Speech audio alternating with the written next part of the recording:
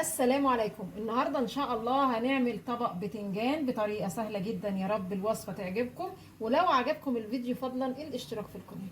معايا هنا بتنجان وفلفل الوان. انا واخده هنا نص واحده فلفل الوان، مش واخداها كلها لان كميه البتنجان قليله.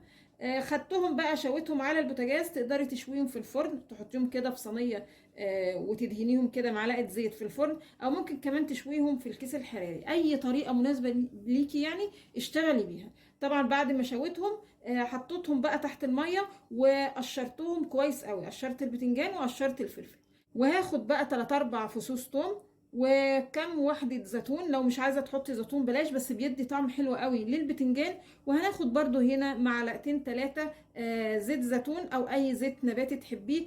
والتوابل اللي هاخدها ملح وكمون بس، ما تحطيش اي حاجة زيادة علشان طعم البتنجان يظهر معانا. تقدري بقى تحطي شوية شطة، برضو بيدي لطبق البتنجان طعم حلو قوي. هاخد بقى المكونات دي كلها وهفرمها في الكبة كويس قوي.